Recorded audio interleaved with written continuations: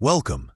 My name is Walter, and it's my pleasure to introduce you to our latest creation, featuring Frankie, Dolores, and Thelma, three residents of Sun City Anthem who enjoy dining at the Masterpiece Cuisine restaurant.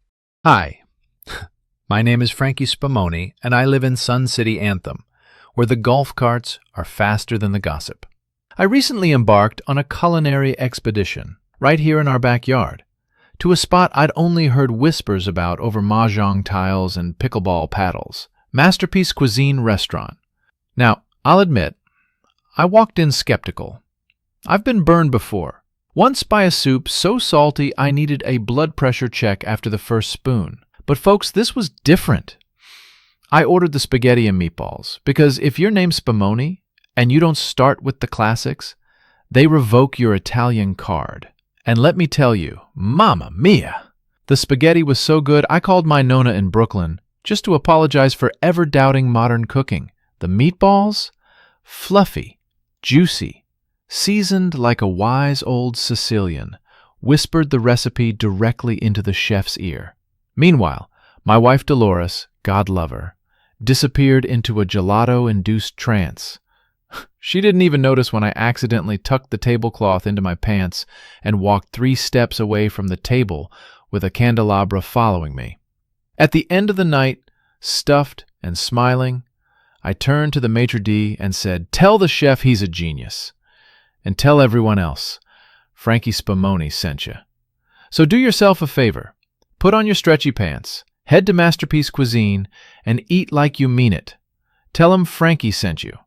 They might even throw in an extra meatball, or at least pretend to. Hello, my name is Dolores Spumoni. Yes, like the ice cream. And no, I wasn't named after dessert on purpose. I've been the wife of Frankie Spumoni for more years than 25 years, which is how I prefer to phrase it, because the actual number makes my knees ache just thinking about it. Now, Frankie and I live in Sun City Anthem, which is sort of like a retirement village, but with more golf carts and fewer rules about sequins. It's a community of active adults, which basically means we play bocce ball and complain about the thermostat settings at community meetings. But let me tell you about last Thursday. That's the day it happened. The day of the lasagna. Frankie and I and my gal pals Bernice, Thelma, and Lucille went out to dinner at Masterpiece Cuisine, our favorite spot where the bread is warm, the portions are generous, and the waiter calls you Bella even if you're holding a purse shaped like a cat. We were seated by the window, which Frankie always insists on because he likes to keep an eye on the valet in case he drives off with the Buick. I ordered the lasagna because I've had it before, and I trust it like I trust my orthopedic shoes.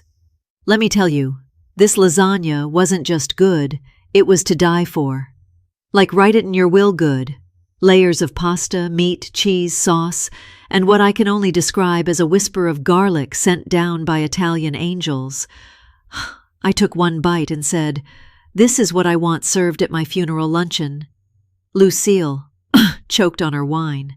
Then Frankie, trying to be romantic, which usually results in either mild injury or public embarrassment, leaned in and said, "You're the only dish here I can't live without, doll." He had sauce on his chin, and also on his shirt, and somehow, puzzled, mysteriously, on his shoe. Thelma, who recently got a hearing aid but refuses to wear it because it makes her feel bionic, thought he said, confused, "You're the only fish I can't live without." She spent the rest of the evening suspiciously eyeing the tilapia. Bernice tried to take a picture of her entree, but accidentally opened the calculator app and spent 10 minutes trying to tip 85% because, deadpan, the waiter has good hair.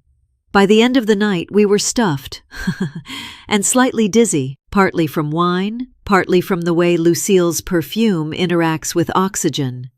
So yes, I've been to Masterpiece Cuisine numerous times, but that night?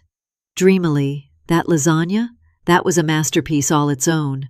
And if Frankie ever forgets our anniversary again, I've decided I'll forgive him if he gets me a tray of that lasagna and agrees to sit through one Hallmark movie without complaining. Because in life, you've got to pick your battles, and sometimes you've got to pick your pasta. Hello! My name is Thelma Rigatoni, and I have lived next door to Frankie and Dolores Spumoni for over 20 years. That's 20 years of shared casseroles, stolen garden gnomes, and exactly 3 arguments about who left the flamingo in the bird bath. It was Frankie, and we all know it. Now, Dolores is my best friend. We're like peanut butter and jelly, if the jelly was slightly judgmental and the peanut butter had a fondness for bingo and bowl lipstick. We dine weekly at Masterpiece Cuisine, which is the crown jewel of Sun City Anthem dining, especially if you ignore that one time Dolores thought the creme brulee was a miniature lasagna and tried to eat it with a fork. Now, I'm a proud card-carrying member of the Singles Club. I joined for the social opportunities and stayed for the unlimited coffee and suspiciously flirty line dancing instructor named Carl. I'm still searching for that special guy, although I did think I found him once during the Valentine's Day sock hop. Turned out he was just a cardboard cutout of Dean Martin, propped up near the punch bowl. I still dance with him. We had chemistry. No one tells Thelma Rigatoni where she can't twirl. One afternoon, Dolores convinced me that I should try speed dating. Yes, speed dating, the kind of event designed for people under 40 with questionable decision-making skills. But Dolores read about it in the Sun City Sparkler newsletter, right next to the ad for orthopedic sandals, and decided it was fate.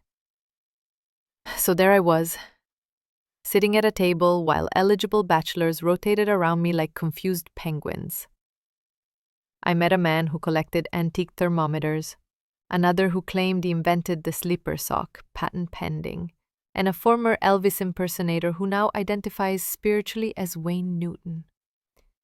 I also met a retired magician who pulled a rabbit out of her handbag. We haven't seen that handbag since. By the end of the night, I was exhausted but triumphant. No true love, but I did get a coupon for 10% off denture whitening and a promise from Carl that he'd save me the first dance at the next shuffleboard mixer. I'm still searching for that special guy.